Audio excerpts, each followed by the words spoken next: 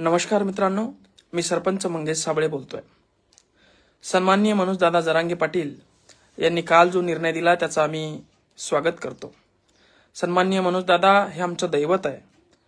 ज्या ज्यावेळी समाजासाठी सन्माननीय मनोजदादा यांनी पावलं उचलली त्यावेळी त्यांच्या पावलावर पावलं ठेवण्याचा काम प्रयत्न या ठिकाणी आम्ही केला। समाज म्हणून नेहमी ज्या ज्यावेळी पाटलांना गरज भासली त्यावेळी एक मावळा म्हणून आपण पाटलांसोबत उभं राहण्याचा प्रयत्न देखील केला। मग तो गाड्या फोडायचा असेल, गाड्या जाळायचा असेल, रस्त्यावर उतरायचा असेल, पाटलांचा जीव धोक्यात असताना महाराष्ट्रामध्ये प्रशासनाला धारेवर धरायचा असेल, आणि असे समोर चालूच राहणार आहे। जोपर्यंत आरक्षणाचा लढा सुरू आहे तोपर्यंत पाटलांचे खंदे समर्थक, पाटलांचे बॉडीगार्ड, पाटलांच्या जीवाला काही धोका होऊ नये म्हणून आम्ही नेहमी पाटलांसोबत असणार आहे। परंतु या ठिकाणी मित्रहो, ज्यांनी कुणानी आपल्याला लाठ्या मारल्या त्यांना आपण रिटर्न मध्ये लाठ्या मारू शकत नाही, त्यांना आपण रिटर्न मध्ये हमला करू शकत नाही। त्यांच्यावर हमला हा आपल्याला संसदेत जाऊन करावा लागेल। आणि म्हणून पाटलांनी जी भूमिका घेतली आहे राजकारणापासून दूर राहण्याची ती उत्तमच आहे।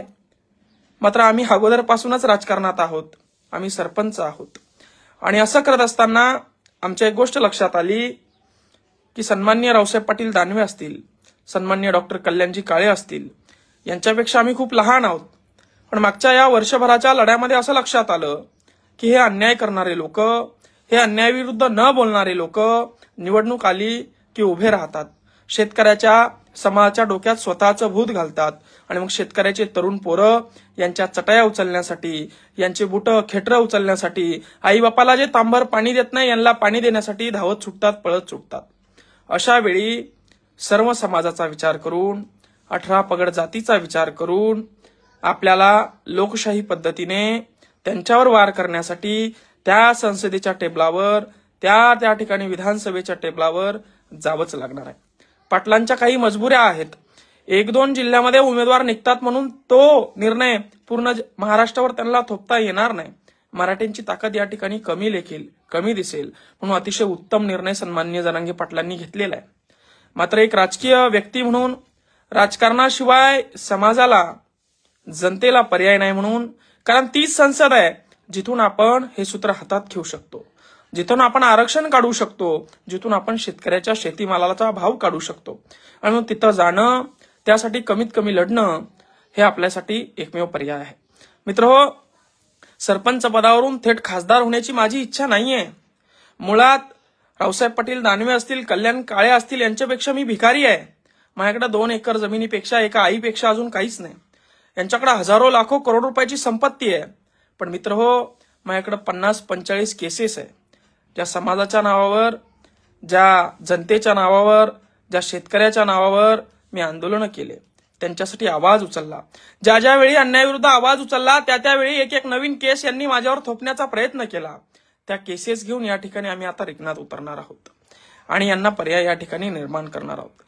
कारण की जर आपण रावसाहेब दानवे यांना मतदान न करता कल्याण काळे यांना मतदान केलं तर हे काँग्रेसमध्ये निवडून आलेले लोक आपण बघतात, मागच्या काही वर्षापासून, मागच्या काही महिन्यापासून मंत्रीपद मिळालं नाही म्हणून भाजपमध्ये जातात। काँग्रेस, भाजप, राष्ट्रवादी, शिवसेना हे सगळे एकच झालेले आहेत। हे स्वतःच्या स्वार्थासाठी आपण आता जरी निवडून दिलं तर उद्या भाजपमध्ये जायला मागे पुढे पाहणार नाही, मंत्रीपदासाठी हे काहीही करू शकतात, हे आपल्याला दिसून आलेलं आहे। आणि ज्यांनी आपल्याला मार खाऊ घातला, ज्यांनी आपल्या आई बहिणींच्या डोक्यात काट्या घातल्या, अशा लोकांना तर आपण मतदान मुळीच देऊ शकत नाही।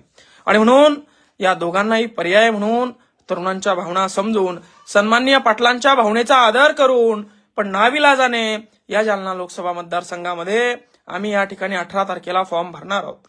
हे बघा, आमच्याकडे 1 रुपया नाही, आम्ही अंडरपॅन्डवर या ठिकाणी उभं राहणार आहे, नागडा या ठिकाणी उभं राहणार आहे, पॉम्पलेट नाही, बॅनर नाही, सभा नाही, कुठला प्रचार नाही, कुठला पैसा नाही। तुमच्या मनामध्ये, घराघरामध्ये जो उमेदवार असेल त्याला मतदान करा।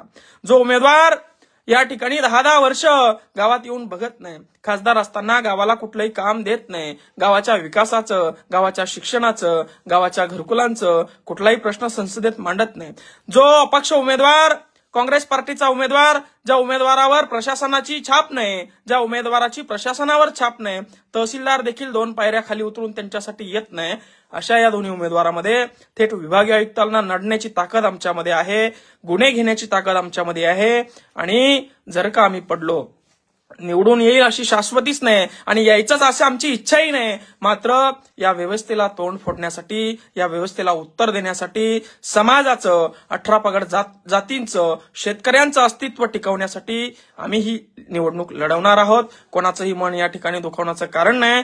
आपण लोकशाही मार्गाने सुद्धा लढायला हवं, आपण आंदोलनाच्या मार्गाने सुद्धा लढायला हवं. जय जिजाऊ, जय शिवराय, जय जवान, जय किसान. धन्यवाद मित्रांनो.